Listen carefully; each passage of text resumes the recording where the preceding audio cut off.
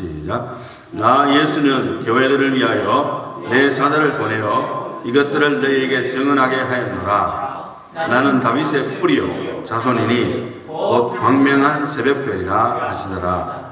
성령과 신부가 말씀하시기를 오라 하시노도다.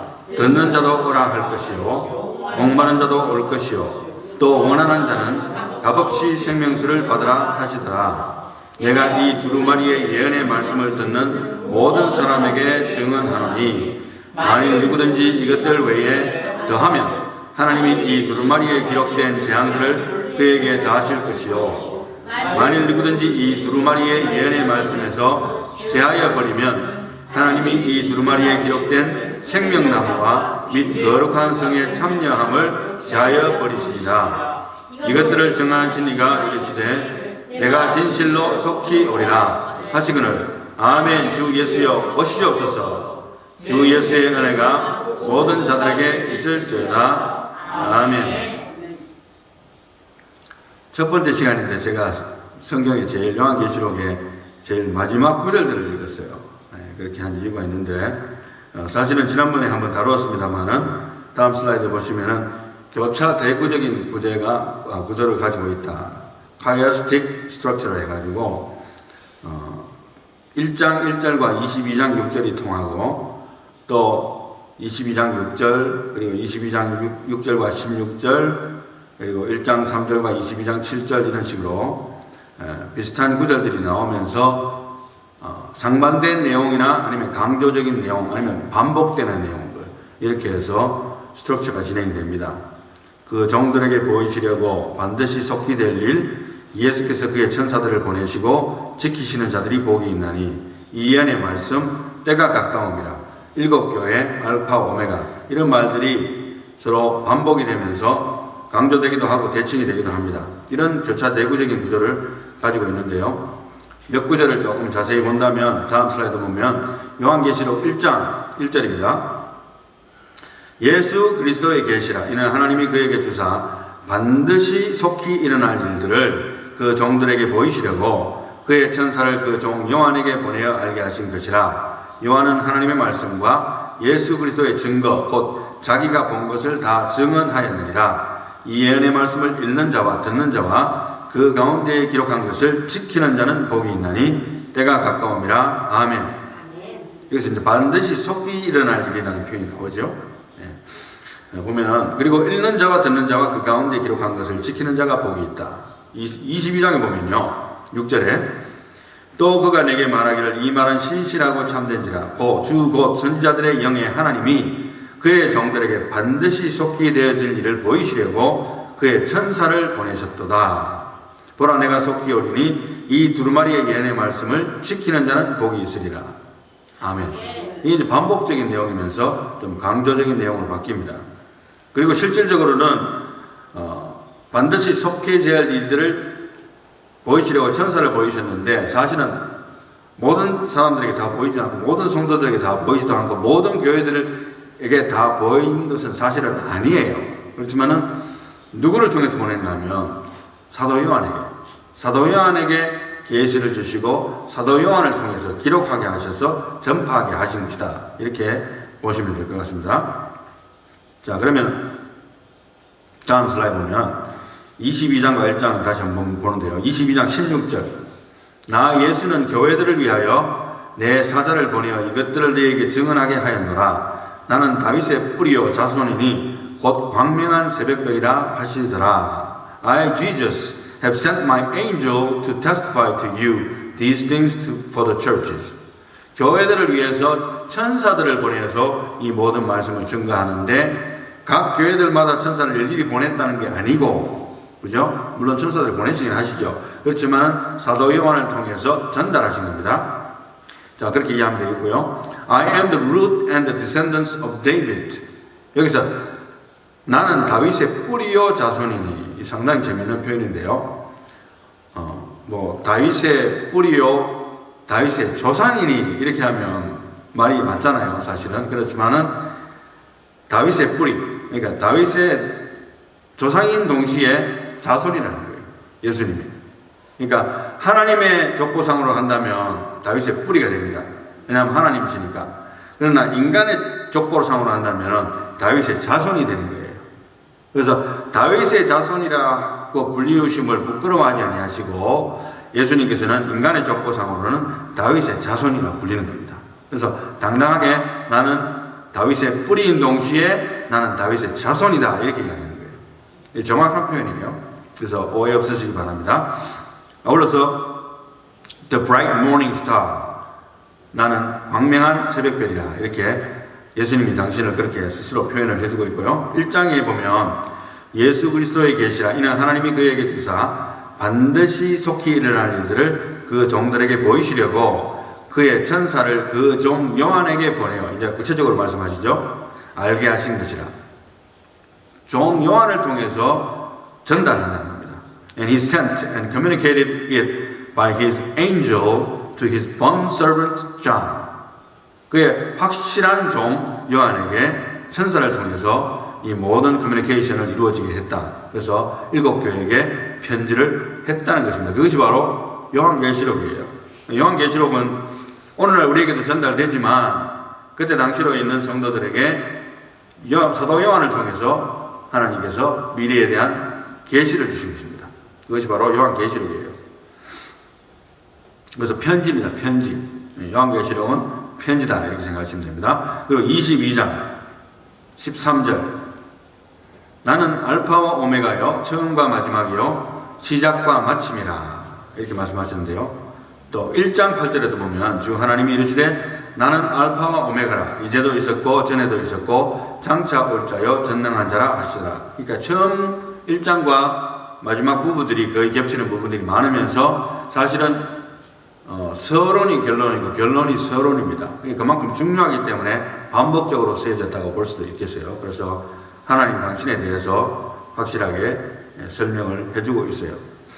그 다음 슬라이드 보게 되면 이제 7 교회와 새 예루살렘을 약간 대칭 구조로 나와서 한번 보는 건데요. 이것도 이제 앞부분과 또 요한계시록 뒷부분이 서로 교차대구적으로 보이는 구절들이 좀 있습니다. 그래서 이제 7 교회를 이야기한다면 1장 10절에서 3장 22절에 보면 교회의 영적인 싸움과 성령 하나님의 권고에 대해서 나옵니다. 7 교회들이 잘하고 있는 점 못한 점을 지적하고 또 칭찬해 주기도 하고 경고하는 그런 메시지가 나오고요. 그 다음에는 이제 새 예루살렘은 어떻게 보면은 교회의 역할의 마감과 새로운 교회의 시작이다. 제가 그렇게 표현을 했는데요. 달리 말하면 새 예루살렘이 바로 새로운 교회의 시작이다. 이렇게 말씀드릴 수가 있겠습니다. 구태 이름을 붙이자면 그리고 이제 밑에 보면 7 촛대 사이에 다니시는 분에 대해서 예수 그리스도가 7 촛대 사이에 다닌다 했고요. 그 다음에는 21장 23절에는 그리스도는 영원한 등불이라고 이야기하고 그리고 생명나무에 대해서 2장 7절 그리고 22장 2절 그리고 열린문에 대해서는 3장 8절 그리고 21장 25절 그리고 보좌에 앉으신 이야기가 3장 21절 하나님과 어린 양의 보좌가 22장 1절에서 3절 그리고 새 예루살렘 이야기가 3장 12절과 21장 10절에 나오고요. 그리고 주님께서 속히 오신다는 메시지가 3장 11절과 22장 7절에 나옵니다. 그래서 굉장히 앞부분과 뒷부분에 강조적으로 대칭 구조적으로 써놨어요. 7 교회는 지상교회입니다. 지상교회. 그러나 새 예루살렘은 지상교회가 아니고 영원한 천국을 상징하잖아요. 그것을 대조적으로 보여준 것이 상당히 상징적인데 이게 히브리 문학에서 상당히 즐겨 쓰는 표현이래요. 이런 교차대구적인 구조가. 그래서 그런 생각을 가지고 한다면 이 글이 그렇게 쓰여졌다고 믿음직합니다. 그리고 2장에 넘어가 보면 구체적으로 1절에 에베소 교회의 사제에게 편지하라. 오른손에 있는 7별을 붙잡고 7 금촛대 사이를 거니시는 이가 이르시되 예수님이죠. 그런데 이제 21장에도 보면 새 예루살렘의 성에 대해서 말하면서 성 안에서 내가 성전을 보지 못하였으니 이는 주 하나님 곧 전능하신 이와 및 어린 양이 그 성전이십니다. 예루살렘 성을 들어가서 보는데 사도 요한이 그것을 보는데 성 안에 성전이 없는 거예요. 말하자면 교회 건물이 없는 겁니다. 이 무엇을 의미하느냐? 왜냐하면 전능하신 하나님과 어린 양 예수님이 그 성전 자체이기 때문에 성전 건물이 필요가 없는 거예요.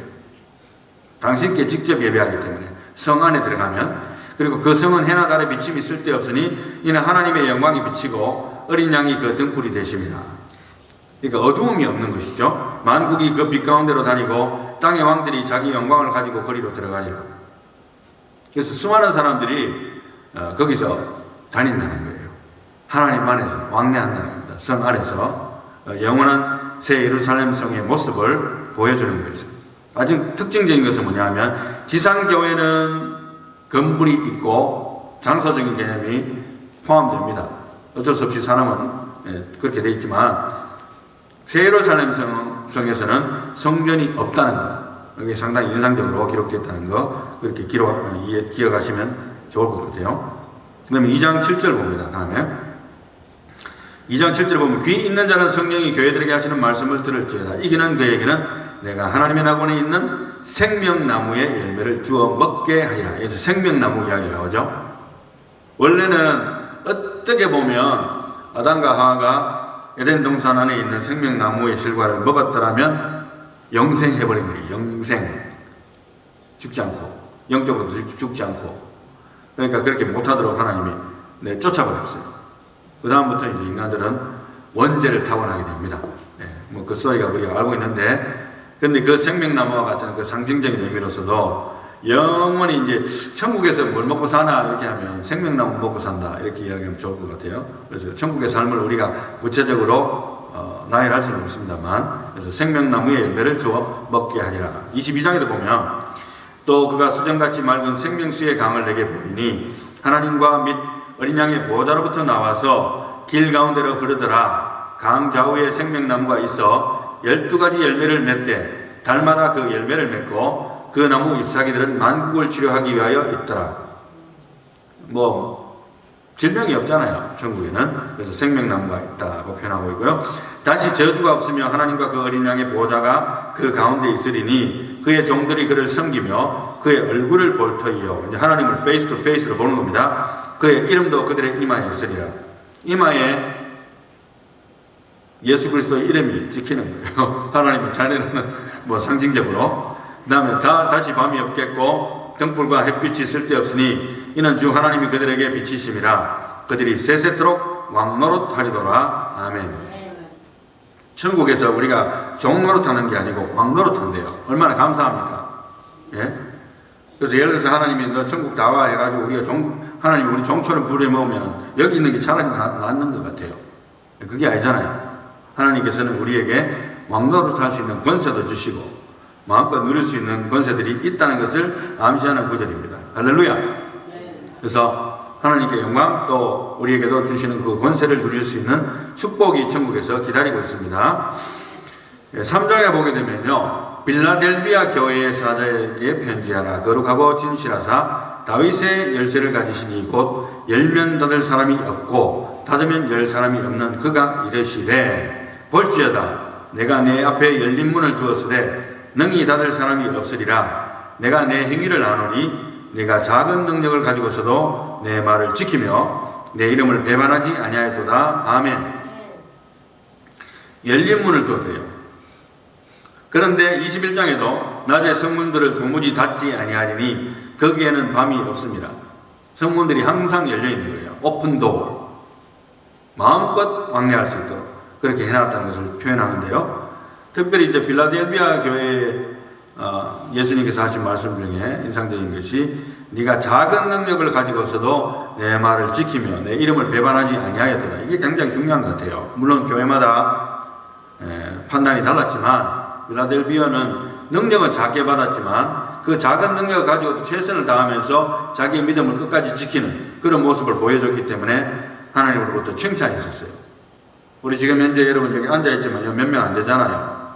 우리 교회는 지금 아픈 사람도 많고 출장도 많이 가고 뭐 한국과 뭐 유럽과 그리고 뭐 캘리포니아와 뭐 다 흩어져서 마음껏 활동하고 있어요. 여기에 앉아있는 것에 이렇게 그걸 보지 말고 성도들이 나가서 활동하는 걸 보세요. 이 비전이. 지금 현재 우리 교회 성도님들이 지금 흩어진 장소가 유럽과 캘리포니아와 지금 내가 알고 있는 것만 해도 유럽과 캘리포니아와 그리고 한국입니다. 치료차 같든 뭐 여행차 같든 한 사람 한 사람들의 활동 무대가 그렇게 넓어요. 예. 작은 능력을 가지고도 하나님 앞에 말씀을 지키고 예배드리는 자의 자리에 앉아있다는 것이 너무나 감사한 줄 믿습니다.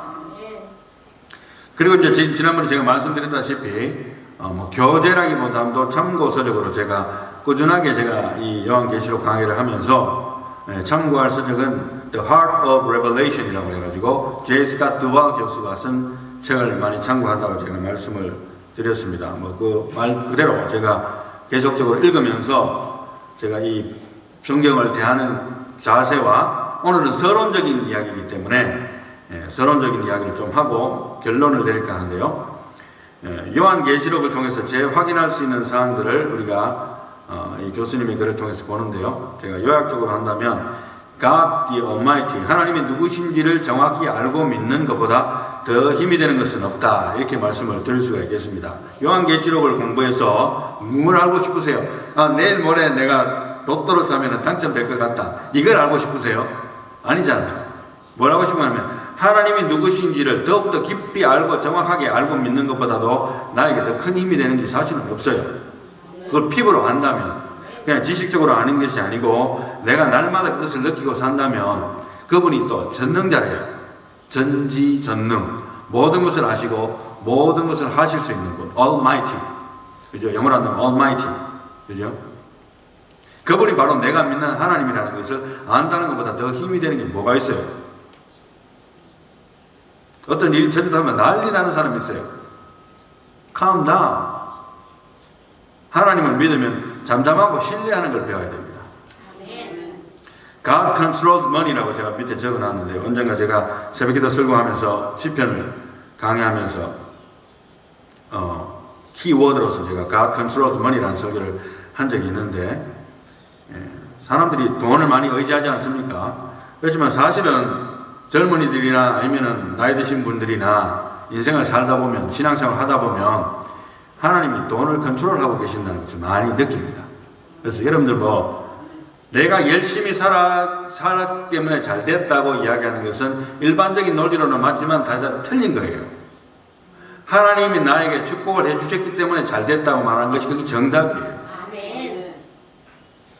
내가 열심히 산다고 해서 반드시 내가 부자 되는 건 아니에요. 그럼 다 부자 됐지. Most of all, God controls your life yourself. 제일 중요한 것은 나의 생명조차도 하나님이 나를 컨트롤하고 계신다는 거예요. 이게 무섭지 않습니까? 어떻게 교만해요? 이걸 느끼는데, 매일매일 살고 느끼는데 내가 어떻게 교만할 수 있어요? 내가 넘어지고 자빠지고 엎어질지라도 되거든 내가 교만하기 힘들어져요. 하나님을 깊이 알게 되면. 얼마나 감사한 일인지 모릅니다. 교만하면 넘어지기 쉽기 때문에 우리는 항상 하나님 앞에서 겸손해야 될 줄 믿습니다. 그리고 이제 다음 슬라이드 보게 되면 월십에 대해서 나오는데요. worship, you are worthy 이렇게 나오는데 우리에게 지금도 나중도 끝나지 않는 행위가 무엇인가 라고 묻는다면, 우리가 지난번에 한번 제가 설교할 때에 한두 번 이야기하듯이 믿음, 소망, 사랑, 그 중에 제일이 사랑이라고 고린도전서 13장에 나와는 이유 중에서 왜 사랑이 제일이라고 이야기했나 제가 퀴즈 문제를 한번 나름대로 냈습니다. 답이 뭡니까? 왜 사랑이 제일입니까? 네? 믿음은 예수님 보면 끝나잖아요. 믿음이 필요 없잖아요. 소망도 예수님에 대한 소망, 또 내가 기도했는 것이 이루어지는 데는 소망, 또 천국 갈 소망, 천국 갔잖아요. 오늘 없어지는 거예요. 소망은 없어져요. 이미 이루어졌는데 뭐 소망이 필요합니까? 다 지금 누리고 있는데. 믿음과 소망은 사라지는 거예요. 그런데 사랑은 천국에서도 영원한 거예요. 하나님을 사랑하는 것을 계속적으로 누리면서 하나님과 사랑하는 관계로서 살아간다는 거예요. 그래서 사랑이 제일이다. 저는 그렇게 생각했습니다. 그렇다면 우리에게 지금도 나중도 끝나지 않는 행위가 있어요. 계시록에 보게 되면 저 하늘 위에서도 사람들이, 성도들이 하나님을 찬양하고 경배하는 거예요. 지금 우리가 지금 예배를 하는 행위를 하고 있지 않습니까? 그런데 천성에서 찬양하는 거예요. 그런데 제가 이걸 계시록을 준비하면서 상당히 재밌는 것은 뭐냐면, 이 지상에서 우리가 지금 예배하는 것은 뭐 죄에 대해서, 또 이 땅에서 어떻게 살아야 될 것인지, 또 하나님이 우리에게 요구하시는 활동은 어떤 것인지, 어떻게 하면 우리가 이 죄 많은 세상에서 좀 더 업그레이드 되는 삶으로서 하나님을 기쁘시게 하는 삶을 살아갈 것인지, 뭐 이런 설교와 또 이런 말씀을 듣고 또 우리가 회개하기도 하고 하잖아요. 천국 딱 가면 뭐가 없어져요? 회개가 없습니다. 회개가 없어요. 이미 회개는 이제 끝난 거예요, 사실은. 찬양만 남은 거예요, 찬양만. 모두가 다 거룩하기 때문에. 거기서부터는 뭐, everybody is holy. 아니면 거기 설 수 없기 때문에. 예배 자체가 다른 거예요. 뭐, 어떻게 하면 우리가 이 세상에서 뭐, 좀 더 하나님께 영광 돌리면서 착하게 살까? 그거는 설교도 필요 없는 거예요. 설교자도 필요 없어요. 저 같은 존재가 필요가 없는 거예요. 하나님만 찬양하는 거예요. everybody. 그렇지만 분명한 것은 이 지상과 천국에서도 끝이 안 나는 것이 바로 worship, 예배 행위라는 거예요. 엄청난 하나님께서 저에게 메시지 주신 것은 뭐냐면, 이 예배를 이 땅에서 제대로 드리는 훈련을 하지 않으면 큰 코 다치겠구나. 천국 가서. 이것이 큰 은혜를 주시는 요소고, 우리의 삶이 영혼으로 이어질 때에 하나님께서 기뻐 받으시는 예배에 대한 인식을 여기서 그만큼 누린다는 것이 얼마나 감사한 일이요 중요한 것인지 모르겠어요. 그리고 밑에 보면 worship the heartbeat of heaven이라고 해놨는데, just as revelation opens with worship, so it also closes with worship. 앞에도 하나님을 찬양하는 예배로 시작하고, 요한계시록의 마지막도 하나님을 찬양하는 경배와 찬양으로 끝나요. 아멘 예수여 오시옵소서. 그래서 예배가 굉장히 중요합니다. 순종이 제사보다 낫다고 했는데 언젠가 설교하듯이 제사는 예배를 의미하거든요. 영적으로. 그러면 순종이 제사보다 낫지만 예배의 기본이 안 되는 사람들이 어떻게 순종하겠느냐, 제가 그렇게 설교한 적이 있어요. 예배를 잘 드려야 돼요. 예배를 하나님의 말씀을 잘 듣고 마음에 새기고 진실된 마음으로 신령과 진정으로 드리는 예배의 훈련이 된 사람만이 순종도 잘하게 되어 있습니다. 할렐루야. 예배의 축복을 받으시기 바랍니다. 그리고 다음 슬라이드 보게 되면 죄와 형벌, 음부와 악마의 권세, 죽음과 영원한 형벌, 악마와의 싸움에 100% 승리하시는 하나님, 그 승리의 하나님에 대한 합당한 반응이 바로 예배다. 할렐루야. 여러분, 하나님께 왜 예배 드립니까?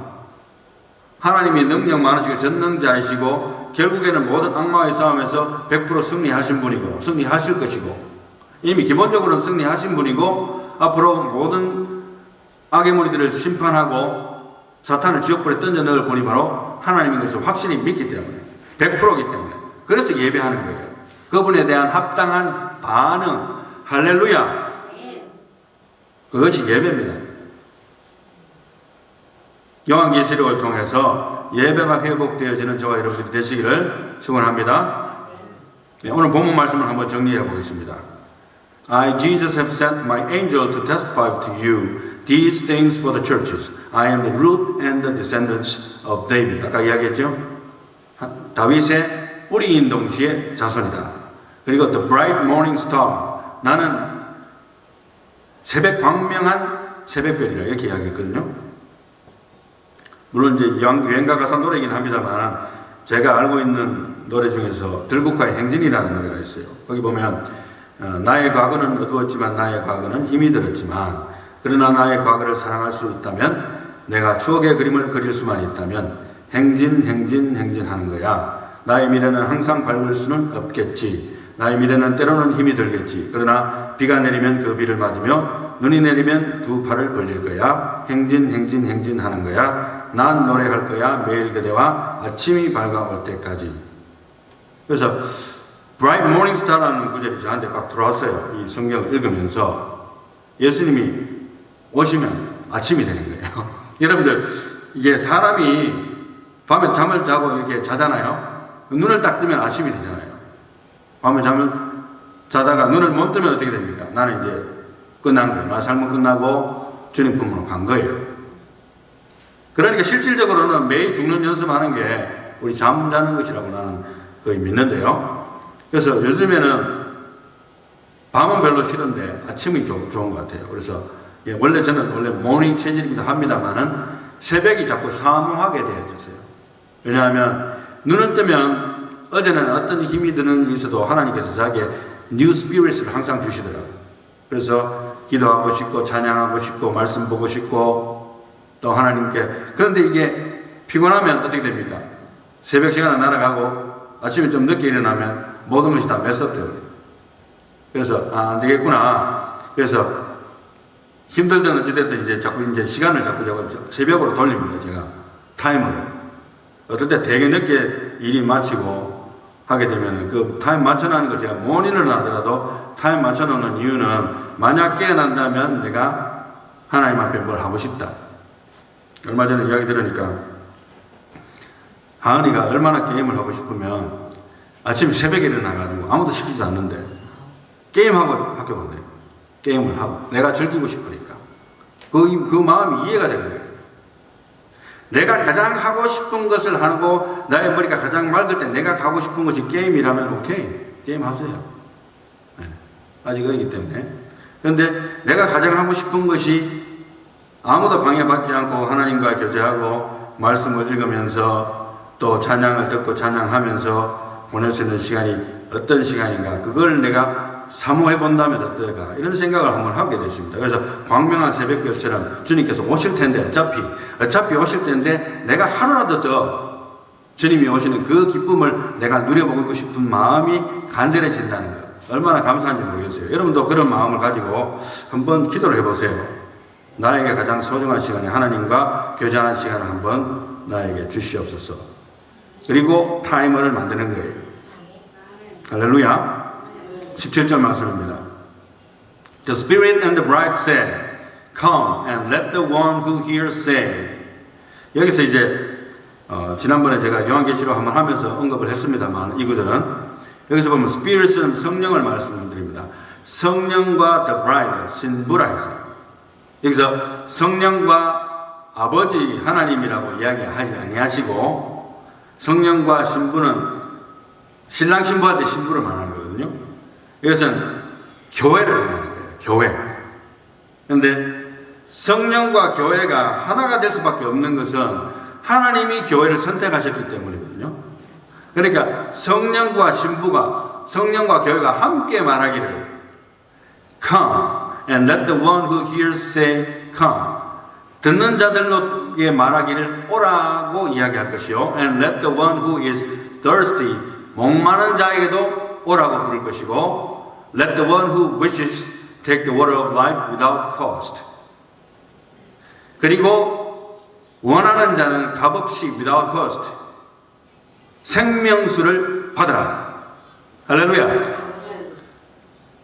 우리가 많은 노력을 해서 언젠가 누구하고 이야기하니까 사람을 100만 명 죽인 사람은 예를 들어 사람을 1000명 죽인 사람은 자기가 열심히 일을 하고 또 좋은 선한 일을 많이 쌓아서 그 죄값을 치를 수 있겠지요. 그렇지만은 사람을 수백만 명 죽인 사람은 그렇게 해서는 용서 못 받을 것 같다고 누가 그렇게 이야기하는 게 들었는데, 뭐 죄는 죄잖아요. 뭐 1000명을 죽이든 수백만 명을 죽였든 죄는 죄인데, 그죠?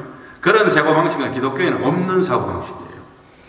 그건 자기 만족적으로 그 죄값을 페이한다는 의미지 실제로는 그 죄값이 없어지는 게 아닙니다. It is already paid by the blood of Jesus. 예수 그리스도의 피로만 죄값이 치러진 거예요. 할렐루야. 그러니까 without cost. 실제로는 예수님이 그 값진 피를 흘려주셨던 그 엄청난 코스트, 비용이 들었지만, 그죠? 그렇지만 우리 입장에서는 믿음으로 구원받기 때문에 공짜로 생명수를 받는 거예요. 그러니까 천국 간다는 거예요. 이런데도 우리가 예수 그리스도를 전파 안 할 수가 있겠습니까? 전파해야죠. 혼자 예수 믿고 천국 갈랍니까? 하나님께서 얼마나 책망하시겠어요? 18절에 I testify to everyone who hears the words of the prophecy of this book.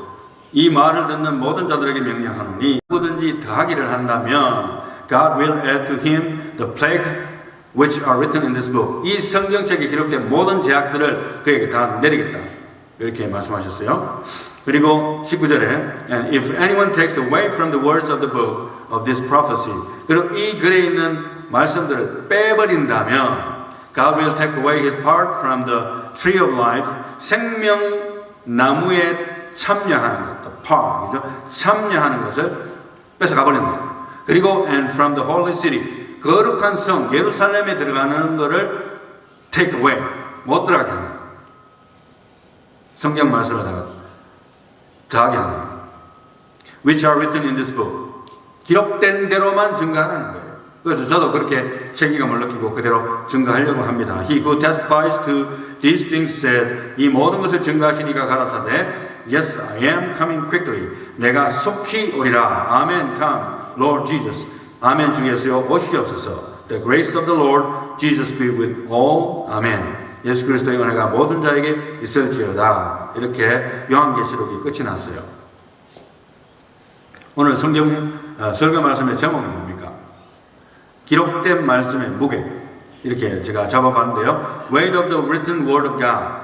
말씀을 맡은 자로서의 그 책무를 제가 생각한다면 더하지도 말고 빼지도 말고 있는 그대로, 그리고 좋아하든지 아니하든지 듣든지 아니하든지 말씀을 전파해야 되겠다 하는 생각을 다시 한 번 더 해보게 됐고요. 그 다음에 이제 기록된 말씀의 무게는 하늘의 상급과 생명나무와 하늘의 새 예루살렘 성에 참여한 것과 관계되기 때문에 그 누구도 여기에서 더하기나 빼게 하면 안 된다는 거예요. 있는 그대로를 받아들이라는 거예요. 그러니까 다 믿든지 다 안 믿든지 둘 중에 하나는 거예요. 난 이거는 마음에 드니까 이건 내가 취하고, 이건 마음에 안 드니까 이건 뺄 거야. 이것은 절대적으로 하나님 말씀에 대한 태도가 아니라는 것을 보여준다는 겁니다. 그리고 목회 6년차에 이제 접어드는데 말씀 연구와 기도에 더욱 착심하고자 하는 마음이 생기고 아침을 겨냥한 마음과 기도를 좀 더 해야 되겠다. 새벽 기도. 이제 새벽 기도를 우리 교회가 한때 한 적이 있어요. 굉장히 힘들었습니다만, 근데 이제 뭐 리타이 하신 분이나 이런 분들도 거의 안 나오고, 저도 이제 육체적으로 너무 지치고 해서 저희들이 새벽 기도는 일단 하고 있지 않습니다. 언젠가 또 다시 부활할지 모르겠는데, 일단 제 개인적으로 새벽에 좀 빨리 일어나가지고 기도하고 말씀을 볼 생각을 하게 됐어요. 이 요한계시록을 준비하면서 특별히 이제 마지막이 다가오기 때문에 저도 경각심을 좀 가지고, 여러분도 그렇게 경각심을 가지고 신앙생활을 해야 될 줄 압니다. 말씀의 결론을 내리겠습니다. 결론은 이렇게 내리고 싶습니다. 오늘의 결론은 Find out what God wants. 계시록을 통공부하면서 하나님이 원하시는 게 무엇인지를 발견하라는 거예요. 내가 원하는 걸 뽑아내려고 하지 말고, 그런 습관은 아주 나쁜 습관이에요. 그래서 내가 원하는 걸 뽑아내려고 하는 태도를 일단 버리고 하나님이 나에게 원하는 것이 무엇일까? 이 계시록을 읽으면서. 그래서 계시록은 빠른 속도로 여러분들이 통독하시기를 내가 권해요. 내용을 이해하기보다도 거기에 나오는 모든 언어들과 말들이, 어떤 언어들은 이해가 좀 안 돼요. 그렇지만 대부분의 언어는 다 이해가 되고, 그 다음에 이 계시록은 하나의 picture language입니다. picture language. 이 The Heart of the Word Revelation을 쓴 교수님이 계시록에 대해서 요약하는 말 중에 한마디는 뭐냐면, 계시록은 letter, 편지이기도 하지만 picture language이기 때문에 이걸 읽으면서 그 머릿속에 그림을 그려야 된다는 거예요. 그러면서 읽어나간다는 거예요. 그래서 아이들도 이해할 수 있게끔 그런 마음으로 여러분들이 빠른 속도로, 저도 빠른 속도로 한 2번 정도 요한계시록을 성경 듣기를 통해서 들었거든요. 저는 이제 추천하는 것은 드라마 바이블이라고 있어요. 드라마 바이블을 요한계시록을 틀면 처음부터 끝까지 금방 내려갑니다. 그래서 움직이면서 이걸 스마트폰 들고도 다 들을 수 있어요. 한 2번 정도 듣고 나면 그림이 그려질 거예요. 3번, 4번 듣고 나면 더 그려집니다. 그런 식으로 하면서 계시록을 공부하면 좋겠다. 그래서 여러분들에게 내는 숙제는 성경 말씀 요한계시록을 빠른 속도로 통독을 한 주간 동안에 적어도 한 번 이상 요한계시록 강의가 끝날 때까지 하시기를 당부드립니다. Find out what God wants. 하나님이 나에게 원하는 것이 무엇인가를 발견하고, 첫째로, 그리고 and obey what God wants. 하나님이 원하시는 것이 무엇인지 발견하면 그대로 순종하자. 그것이 무엇이 됐든지 간에 그걸 연습하자는 거예요. 순종을 연습하자는 거예요. 안 돼도 연습하자는 거예요. 언제까지 하나님 말씀 나는 무능하고 힘이 없고 육신이 약하기 때문에 나는 순종 못해. 그렇게 핑계댈 수 없잖아요. 순종을 연습하세요. 할렐루야. 마지막 날 후회하는 자가 되지 말고 하나님의 심판대 앞에서 얻는 자가 되자. 그렇게 축복받는 저와 여러분들이 다 되시기를 예수님의 이름으로 축복합니다. 기도하겠습니다. 하나님 감사합니다. 우리가 내가 원하는 것 성경에서 뽑아서 나에게 적용시키려고 노력하는 것보다는 요한계시록을 공부하면 무슨 성경을 대하든지 하나님께서 나에게 원하시는 것이 무엇인지를 발견해낼 수 있는 참으로 겸손한 청지기가 될 수 있도록 지혜로운 청지기가 될 수 있도록 저희들을 축복해 주옵소서. 바로 오기는 우리가 육신의 연약함을 핑계로 하나님 앞에 그동안 순종하지 못한 것이 많았다면 이제 하나부터라도 실천하고 순종할 수 있는 마음과 열심을 저희들에게 허락해 주시옵소서. 새로운 영을 마음껏 부어주셔서 우리의 육신으로는 할 수 없는 것 하나님의 성령으로 하실 수 있사오니 주님의 성령의 충만함을 받아서 주님을 기쁘시게 하는 자로서 살아갈 수 있는 우리가 될 수 있도록 은혜를 베풀어 주시옵소서.